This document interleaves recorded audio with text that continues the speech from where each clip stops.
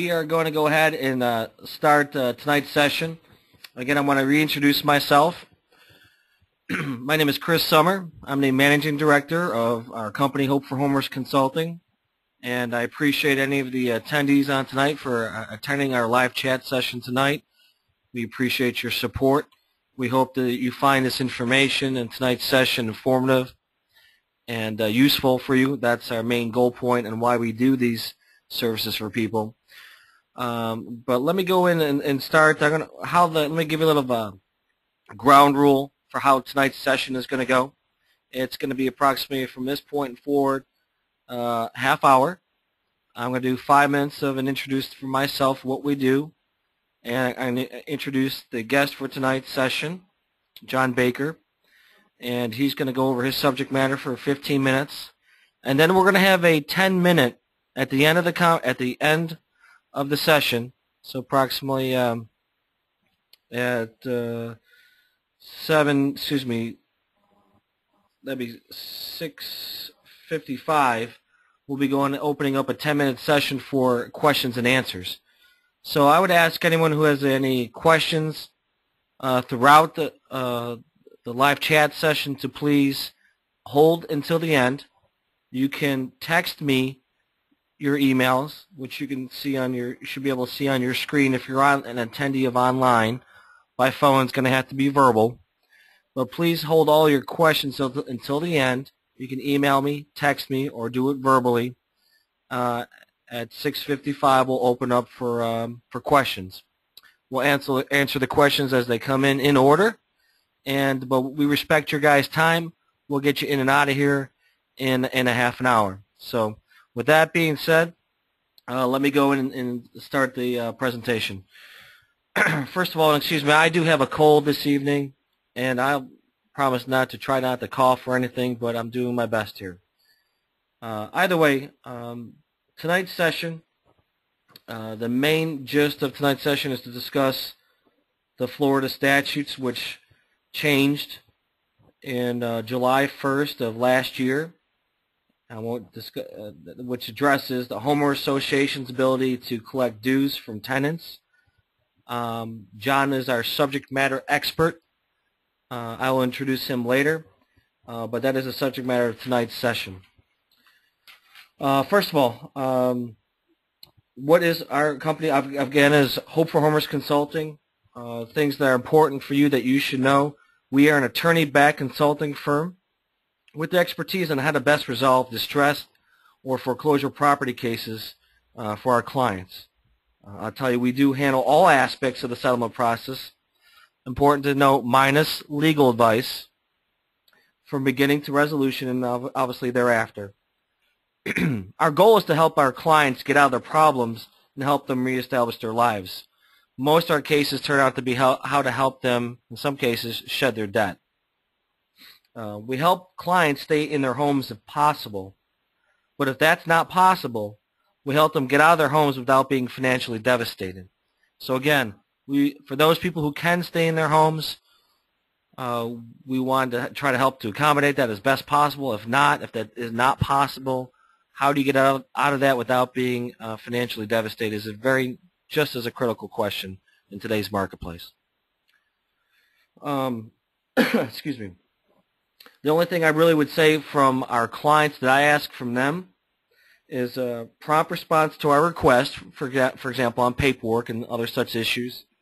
And basically, when I come to them and give them settlement offers, I'll give you my opinion on the validity and what to think, my 2 cents. And then you tell me yes or no. You guys drive the show. My clients have the final say in what we do. It's my job to give them advice, give them the options, and execute on that plan for them.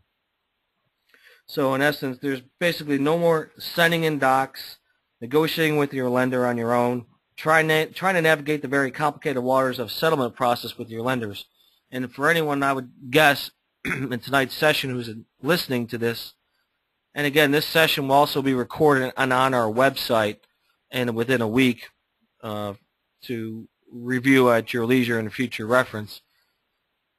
But this is a very difficult process, and those who typically join these sessions are trying to get information, have been trying to do things on their own, doing it unsuccessfully, and are just looking for good information on what they can and cannot do, and that's what we look to provide. If I were to sum up what we do in a three-step process, because if I were to try to explain to you exactly what we do and how we do it, we would never be able to get this done in 30 minutes, let alone probably an hour. So, excuse me. So in essence, in essence, what I would want to say is, hopefully on your screen, if you're looking at it online, there's a three-step process. And this is the basic way to solve any basic problem. We assess your financials. Step 2 is we create your plan. We call that the written action plan. And then obviously the end game is to lead you to settlement. And sometimes that settlement is a deed in lieu, short sale, some people do modifications, you name it. Everyone's got their own situation. Some people have Chinese drywall. There's all sorts of things we come across, and we can handle pretty much any aspect of the problems that you come across that might deal with debt, or especially managing with has to do with real estate and mortgages.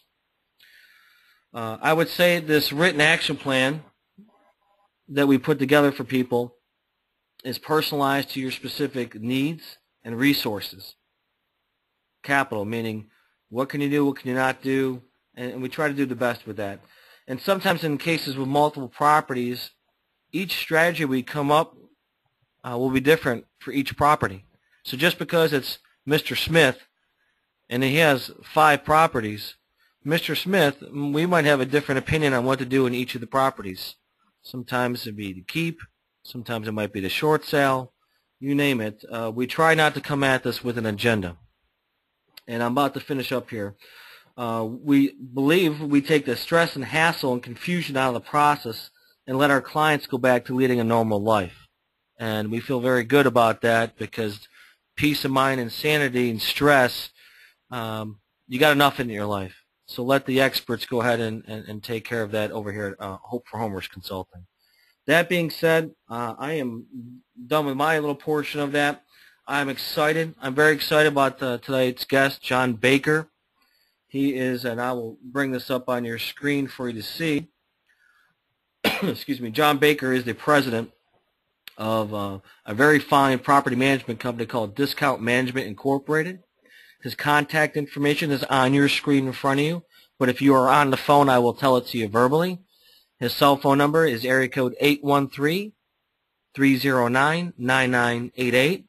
His fax number is 813-301-8841, and obviously his email address is on that screen. It's discountmgmtinc@tampabay.rr.com. If you guys didn't get that on the phone, please, we'll get that information back to you as soon as possible so you can get a hold of John. One thing I will say, excuse me, from John. John, very experienced in this field, of course. He's been doing this for a number of years. A couple highlights that I'd like to pass along to him. He's one of the most knowledgeable property managers that I've come across. He's got a very rounded, vast experience. Well, I'll let him go over that. Is with his degrees in accounting, is a former builder. He's got quite the resume. But one thing that he does, he actually has a very genuine, sincere interest in helping out his clients, namely the absentee owners, in these cases as the property manager, and giving them good advice and helping them out along the way, because not everybody knows what to do in these situations, especially where the rules all of a sudden change overnight. For example, it would appear to be with these Florida statutes, with the homeowners now being able to go in and grab your rents on past due HOA balances. So that being said, it's a very scary world, and you need guys like John Baker to kind of walk you through that. With that being said, what I'm going to do is introduce John Baker. He's going to take over his portion of the meeting, and we've got approximately about 6:55 before we go ahead and open up the question and answer session. So without any further ado, I'm going to bring over John Baker to go over his portion. Thank you.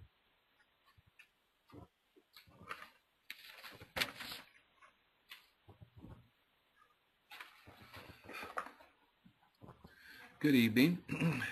Thank you for inviting me over this evening. I'd like to begin by bearing witness to the unique and timely services that you bring your clients, Chris. You bring them a combination of abilities and services which they could never originate on their own. Let me give you a short story as an example. I have one friend who had a law degree from Bolt Hall, which is a very prestigious university in California.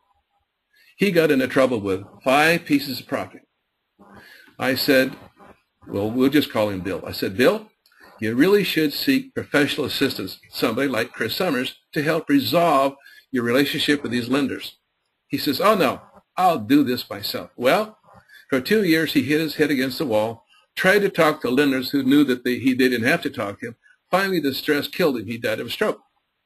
How much better if he had simply sat down with somebody like Chris and said, okay, here are the facts, now help me out. So from the sidelines, I've seen terrific warfare lost by people who have not consulted somebody like Chris, and then getting to know Chris and his services, I can bear witness to the fact that he provides a timely and unique set of services for this time. Now, here's how I come in the picture. I've been in real estate here for approximately 20 years. I have developed a very unique company that provides excellent management for absentee owners. I come to this practice with a strong background in accounting. I have a master's degree in accounting and a master's degree in finance. I come to it with a good understanding of the real estate products involved. I designed and with my builder built 120 new houses here in Tampa. I own the copyrights because I developed the houses. I rehabbed 60 houses here successfully and sold them. So I understand the product, and that's pretty important. If I'm going to help you manage your house to a good effect, then I need to understand houses, and certainly I do that from the ground up and top down. I also understand the tenants that I need to attract for you.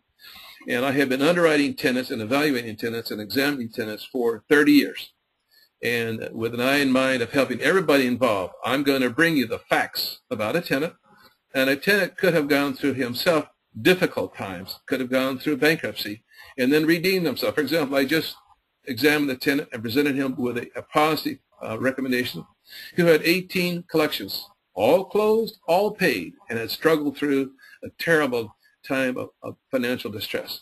So my job for my clients is to research the tenant, find out their income, find out their background, find out their criminal background if they have any, find out all about them and present those facts to my absentee owner so he can make an informed decision as to what he wants to do. I also bring to the marketplace an expertise in Section 8 leasing. Now, Section 8 leasing, if you don't know what it is enough to drive you crazy.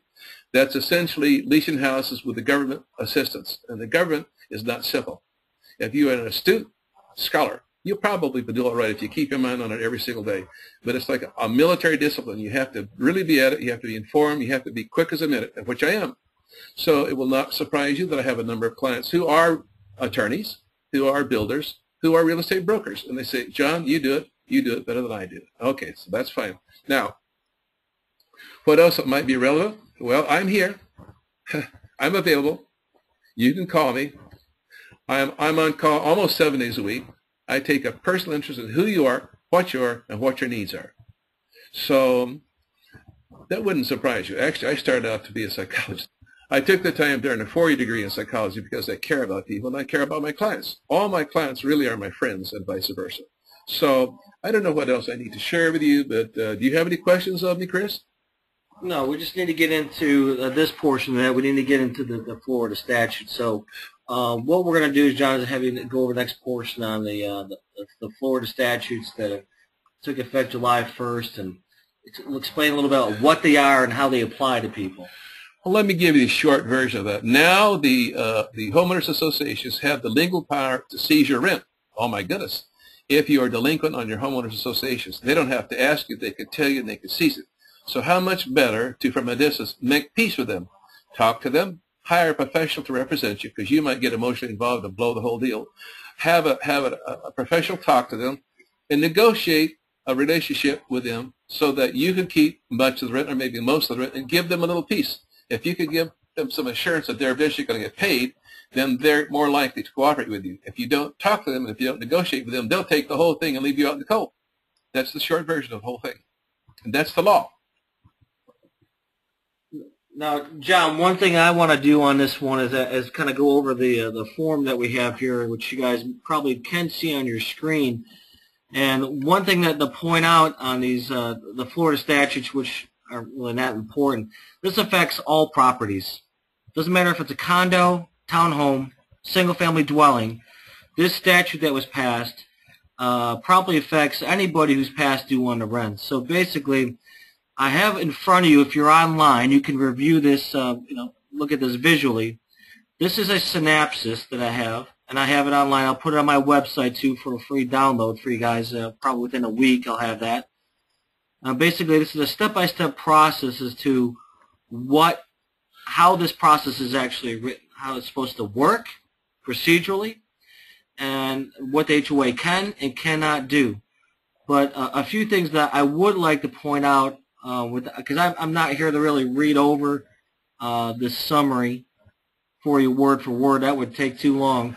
But the highlights are basically there's a very strict process of what they can and cannot do. The summary points in this are the fact that the HOA has to make contact, try to make reasonable contact with you. If you are unsuccessful, they have a process, a mechanism by which they can actually go ahead and start making contact with with its current tenant, if it's currently occupied at the time, and have a process to where they can directly involve themselves to collect up front or on a payment plan. That's where someone like John would really help, is on a payment plan to collect on these rents. For example, if someone's a case we had, this is fairly new, this law, but was $3,000 past due on the HOAs. They went ahead, tried to make contact.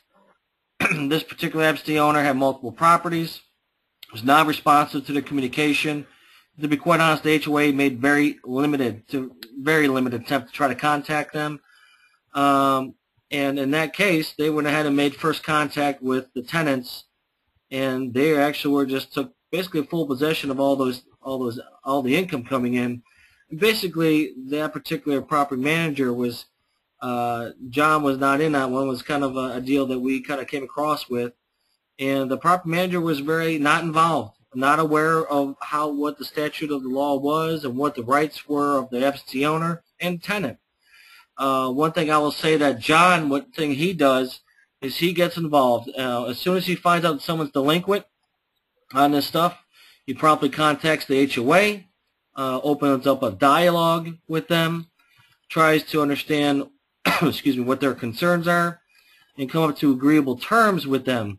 For example, if the payment on that rent is $1,000, and you're in that scenario, if you're X amount of dollars behind, he would be able to, and he's been fairly successful with a number of times with these HOAs, to work out a monthly payment plan. Meaning, if it was $1,000, maybe he could get $300 to $400 a month off of that tab, off that rent payment, to go directly to paying down the balance that's past due, and allow the remaining difference to go back to the absentee owner in that case. So John is a very valuable resource in many different ways, but especially keeping abreast and up to date on these new legislative challenges make it a very basically a source that you cannot really do on your own, because it's very tough, even us who keep up with this every day, to keep up with all the changes that happen. So with that being said, I know we've got a few questions here, so I know it's a little, we're actually right on time. It's 6:54 here. We're going to open up the session for questions and answers. So if you actually want to ask by phone or by chat, please do so now. I'm going to open up the phone lines for just basically like 20 seconds or so. So if you're on the phone, please ask me your question right now to either yourself, myself, or ask John. So hold on one second. We're going to do that now. Okay. All right. So lines are open. I'm just waiting to hear from anyone. Typically, we don't get too many verbal questions, but we do have a number of email questions. So does anyone have any verbal questions? Okay.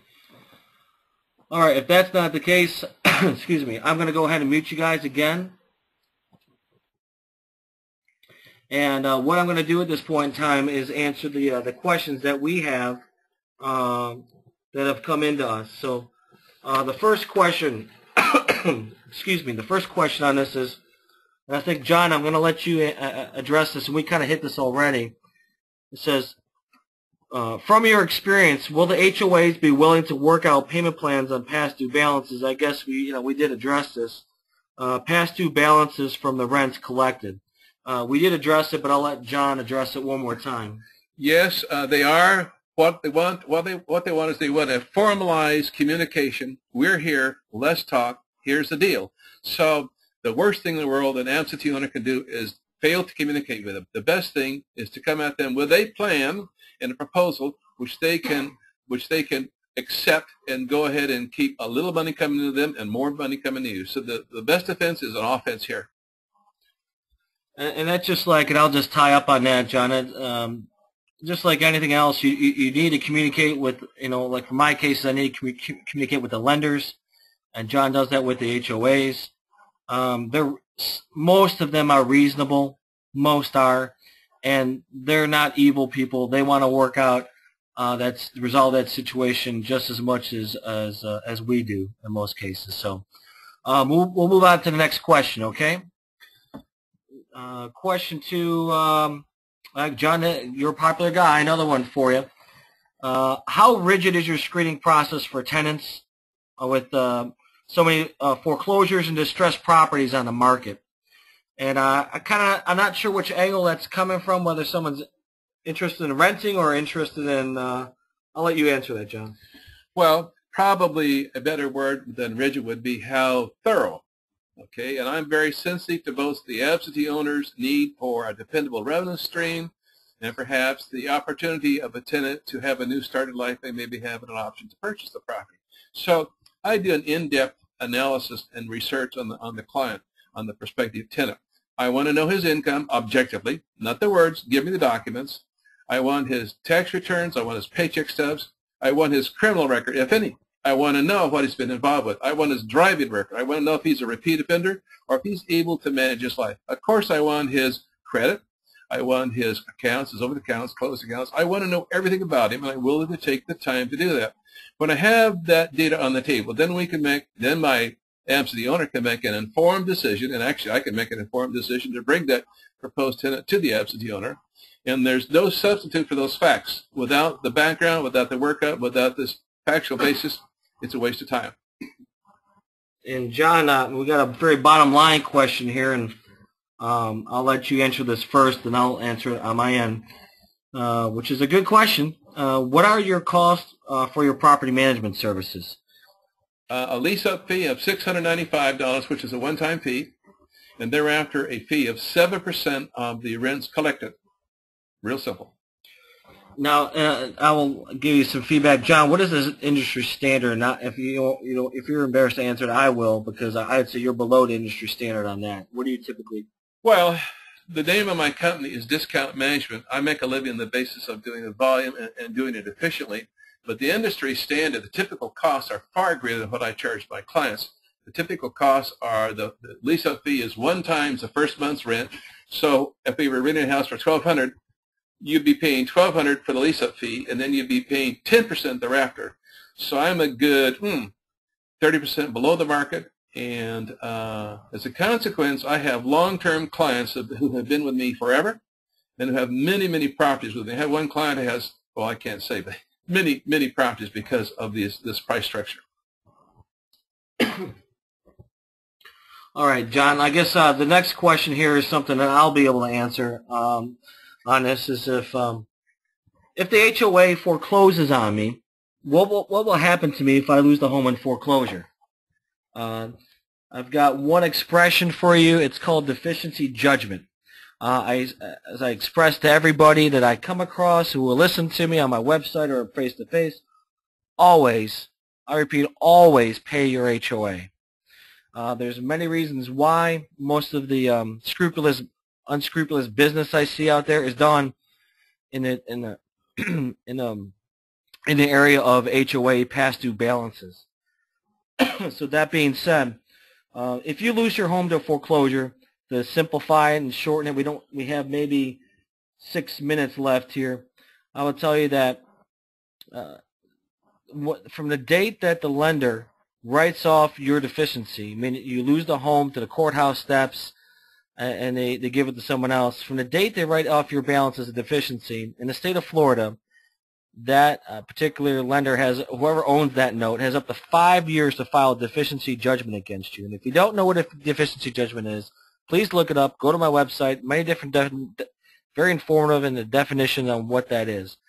Basically, this judgment can be put against you within 5 years.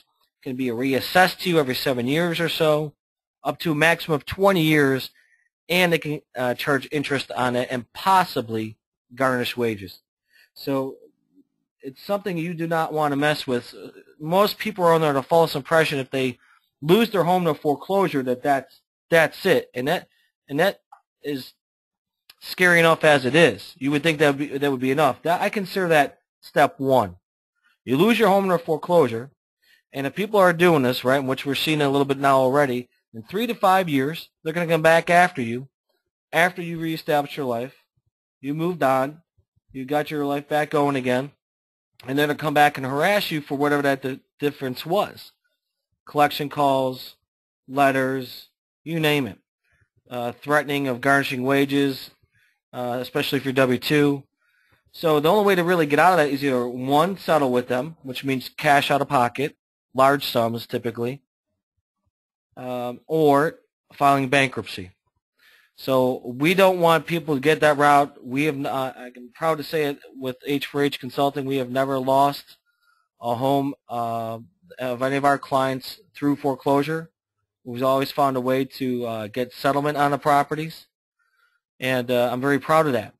But the HOA, the defenses, if you're trying to defend an HOA foreclosure, it's very limited. They're expedited foreclosures. I've seen them happen as less than 10 months, actually. So it's something that you definitely don't want to avoid as much as possible. With that being said, I still have a few more minutes here. There's 1 or 2 more questions. My costs are on my website here. You can go in and check out. We have different packages.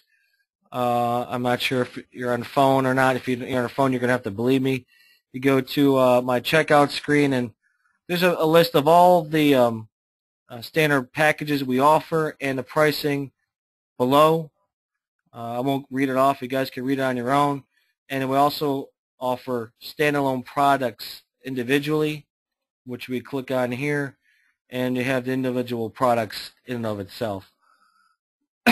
So the short and sweet is, if you're just interested in knowing what our advice on you, our very minimal product is called the standalone product, is the written action plan. We'll give you all this information, hard copy, bind it up front, up to you for just $174.95. But that is if you don't want to work with us, great. But at least you've gotten all our advice up front and you know what you're getting into. Last question we have on here is kind of a tricky one.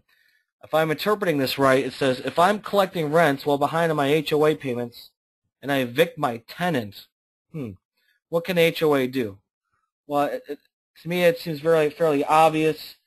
Even if you don't like this rule and the HOAs don't like them interceding, and you know you're probably delinquent on your mortgage and probably obviously delinquent on the HOA balance, and you don't want the HOA to get their hands on it, so you evict your tenant, that's one way to go.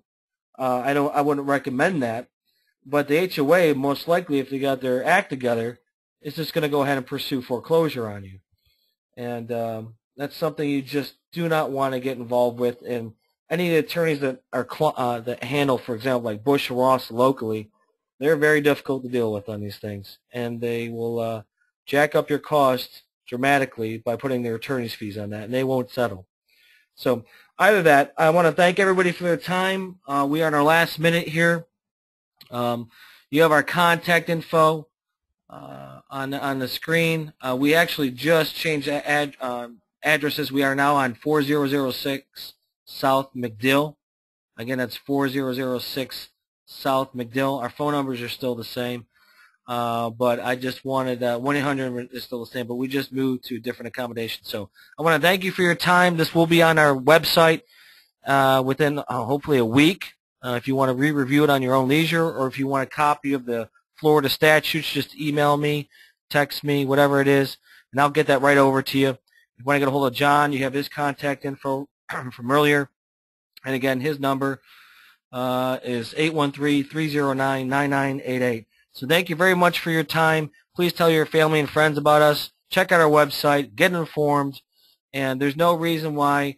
There's a lot of options for you, so there's no reason you should just let your home go into foreclosure or get a deficiency judgment on you. There's a lot that you can do to combat that. So again, once again, thank you for your time and have a great evening. Good evening. Bye-bye.